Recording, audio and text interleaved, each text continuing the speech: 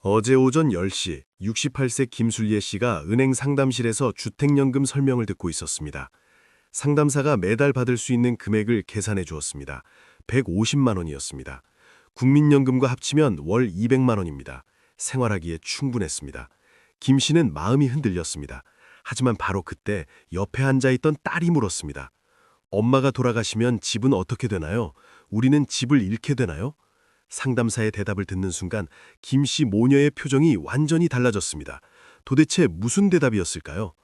많은 분들이 주택연금을 고민하면서 가장 걱정하는 것이 바로 이것입니다.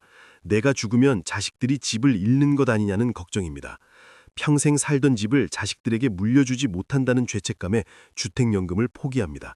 하지만 오늘 이 시간 그 걱정이 기우일 수도 있다는 사실을 명확히 알려드리겠습니다. 끝까지 보시면 주택연금에 대한 모든 오해가 풀릴 것입니다. 주택연금은 집을 담보로 평생 연금을 받는 제도입니다. 만 55세 이상이면 신청할 수 있습니다. 집에 계속 살면서 매달 연금을 받습니다. 죽을 때까지 받습니다. 100세까지 살아도 110세까지 살아도 계속 받습니다. 이것이 주택연금의 가장 큰 장점입니다. 하지만 많은 분들이 오해합니다. 주택연금을 받으면 집을 은행에 빼앗긴다고 생각합니다. 자식들에게 물려줄 것이 없어진다고 걱정합니다. 이 오해 때문에 필요한데도 신청하지 못하는 분들이 많습니다. 과연 이것이 사실일까요? 67세의 박영수 씨가 바로 이런 고민을 했습니다. 박 씨는 서울에 10억짜리 아파트를 가지고 있습니다. 하지만 현금은 거의 없습니다. 국민연금 50만 원으로 생활하기 빠듯합니다. 주택연금을 받으면 월 200만 원 이상을 받을 수 있습니다. 하지만 망설였습니다. 박 씨에게는 자녀가 둘 있습니다. 아들과 딸입니다. 평생 고생하며 모은 것이 이 집뿐입니다. 자식들에게 물려줄 유산입니다. 주택연금을 받으면 이 집을 자식들에게 못 물려준다고 생각했습니다. 그래서 포기하려 했습니다. 자신은 계속 가난하게 살더라도 자식들에게는 집을 남겨주고 싶었습니다. 하지만 아들이 이렇게 말했습니다. 아버지, 제대로 알아보셨어요? 주택연금 받아도 우리가 집을 물려받을 수 있다던데요? 박 씨는 깜짝 놀랐습니다. 정말 그럴 수 있냐고 물었습니다. 아들은 자세히 알아본 내용을 설명했습니다. 그리고 박 씨의 생각이 완전히 바뀌었습니다. 주택연금의 핵심은 이것입니다. 부모가 사망한 후 집값이 연금으로 받은 총액보다 많으면 차액을 자녀가 받습니다. 예를 들어 설명하겠습니다. 10억짜리 집으로 주택연금을 받았습니다. 20년 동안 총 4억 원을 받았습니다. 그리고 부모가 돌아가셨습니다. 이때 집값이 여전히 10억이라면 어떻게 될까요?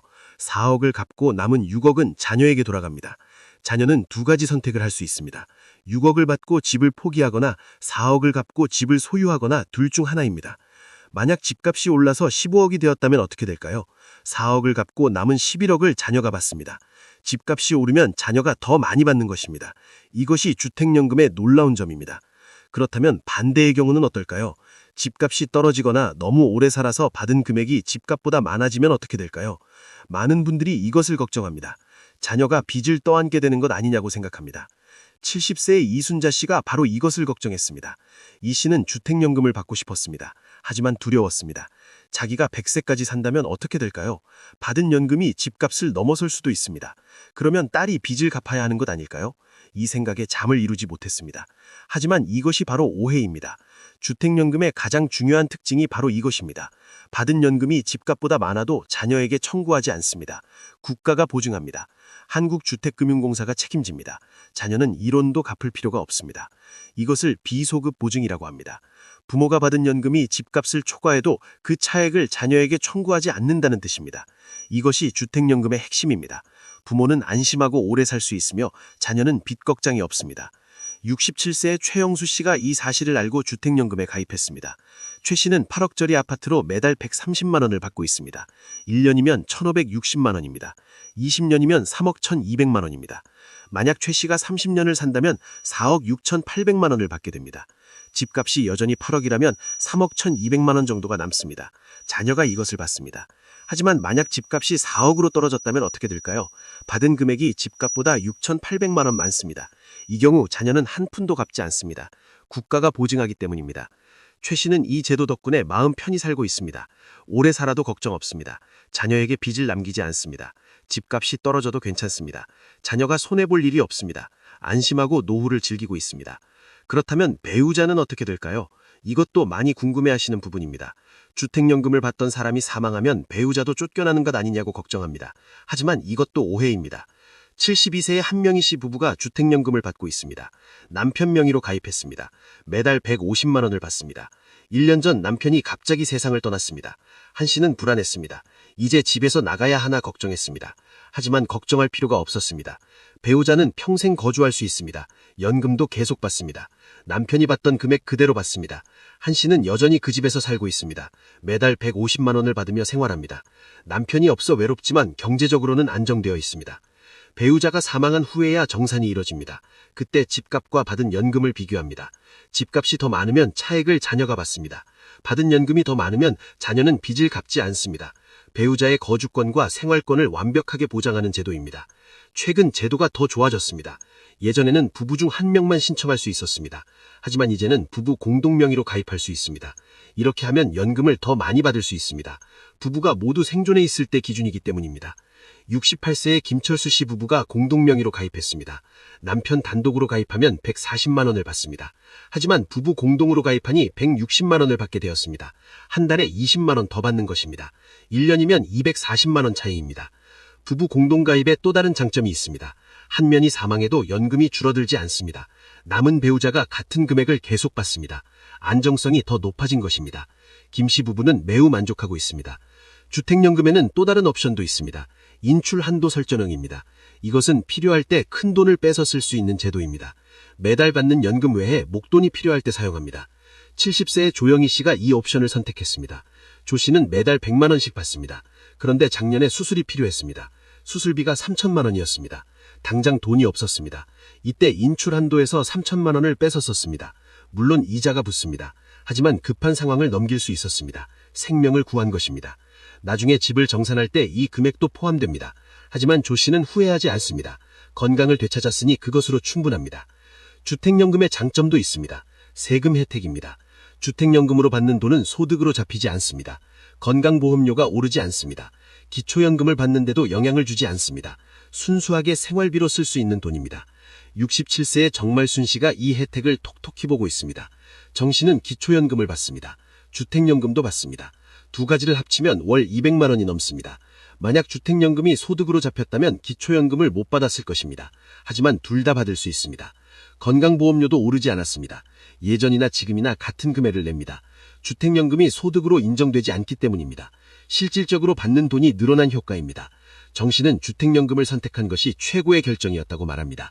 그렇다면 단점은 없을까요? 물론 있습니다. 첫째, 집을 팔 수 없습니다.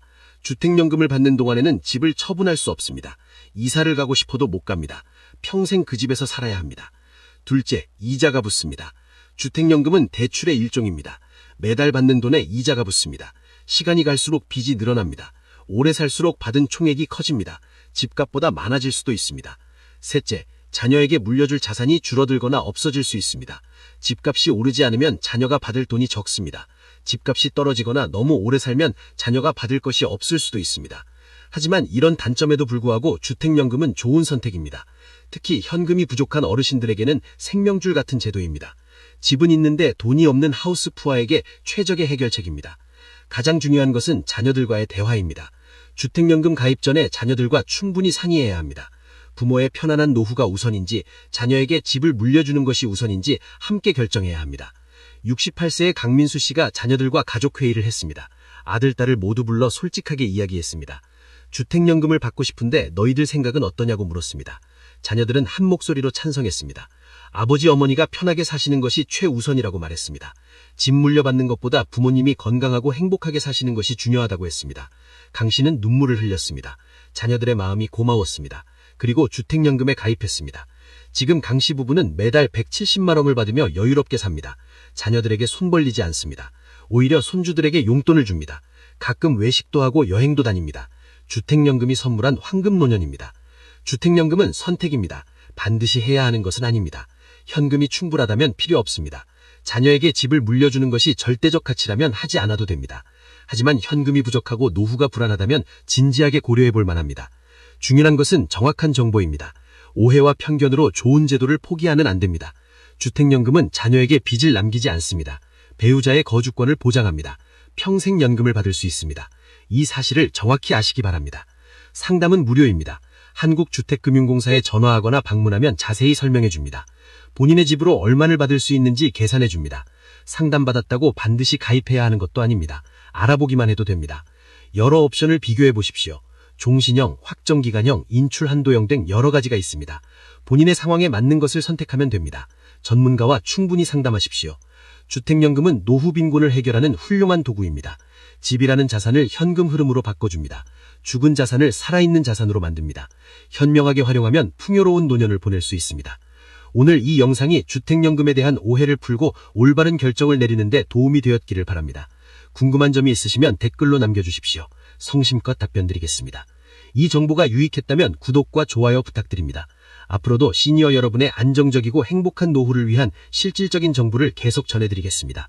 여러분 모두의 풍요로운 노후를 진심으로 응원합니다. 감사합니다.